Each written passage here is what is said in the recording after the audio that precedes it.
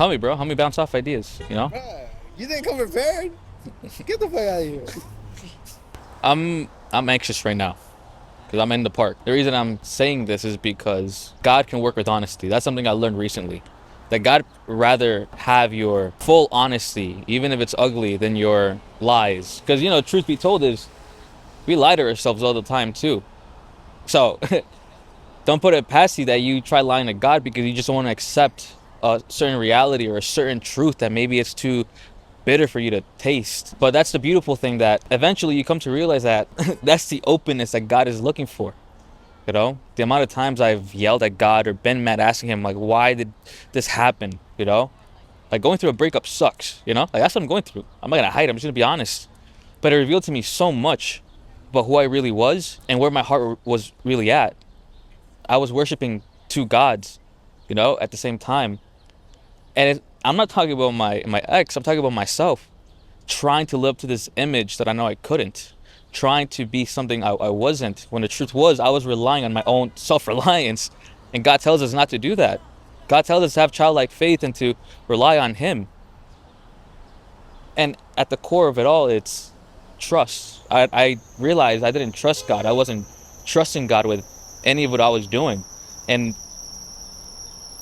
part of it came with shame, because I began to define my value by my accomplishments, and it was a heavy burden to carry. I realized there's a big area of my life I was not trusting God in, and that's an area of my life that he was asking me to surrender. Through time, he accepted the most honest parts of myself. When I was mad at him, I cursed at him. I said, I wish I was the one who nailed you on that cross, because I wasn't getting answers. That's all it was. I didn't understand what God was doing. And you know what the truth is? That's always been my problem. Not having answers, idolizing answers, because I found comfort in answers. I was never okay with uncertainty. I felt like it was always up to me to rely on solutions. Like, okay, no, we can make this work. This can happen. About any aspect of my life, I was relying on solutions. And then my friend told me that there's a huge difference between comfort and peace. And all along, what I thought was searching for peace, peace in the answer, peace in the hope I wanted to hear and what people told me, the peace in people telling me what I wanted to hear, the peace of the thoughts I convinced myself of was not peace, it was comfort. And that's a comfort that doesn't come from God. The craziest example of peace I've heard is that while Jesus was being crucified, in his most gruesome moment, while he was bleeding to death, while he was mocked, ridiculed, stabbed, whipped, humiliated, he was at peace. Like, how do you even understand that? Many of you won't even believe me. But it's really out there. It says, the Lord gives a peace that transcends all human understanding. But then you realize that peace and comfort are not the same thing. We're called to find peace, not comfort. In this world, we will never have comfort. We'll have joyous moments, of course, but it won't be 100% joyous. It's going to be full of trials that you're going to have to go through. The only option you really have is to trust and to allow God to reveal to you the bitter truths. And he will slowly help you accept them, because once you accept them, once they're brought up to light, is when true change happens. Once they're brought up to light, it's revealed. It's not in the darkness. Now it can be worked on. Now God can work on it through people, through himself, through his intimate relationship with you. And Jesus is a wonderful reflection of that. And that's what I've learned recently. That it's okay for me to be in this pain. It's okay for me to suffer. It's okay for me to feel these things and give them to God. I shouldn't be ashamed for what I'm feeling.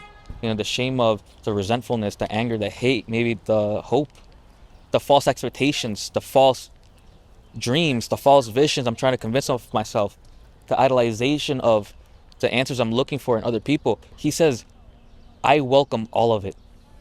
Give it all to me. I work with honesty. That's who I am, even if it looks ugly. I died for you so that you could do this. I died for you so that you could have a relationship with me. I died for you so that you could be at peace, knowing that you can come as you are, with all your shame, with all your guilt, and you don't have to hide away from me, because I already know everything you do in that secret place, in that shadow of your room. The thoughts you have that you don't share to anybody, not even your closest people. I know everything. And that's what God says. and he welcomes it all, because when you bring it to him, he shows you that his love overcomes all of it, and it changes you. And that's what I've learned through pain, through love. And it's a beautiful relationship that I'm still figuring out, you know? I've had my fights with God. I've had my angry moments with God.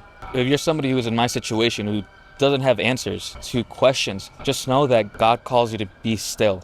Don't be lazy. Keep doing your thing. Keep being proactive in areas where you can be proactive. But be still in your heart, in your soul, in your mind, that God will take care of the parts that you have no control over. Be still, knowing that I am your Lord, your God, and I walk with you. And that's what my Father in heaven says. So, though I don't have all the answers, despite all these fair questions I may have, He calls me to trust Him, and in due time, I will eventually understand. I'll leave that with you guys. So, that's what honesty does. So, be honest with God. Don't hide it from Him. Even if it's ugly, even if you're so embarrassed, just be honest with Him and just say it. Say it to Him because He loves you. And, yeah, that's pretty much That was good. it.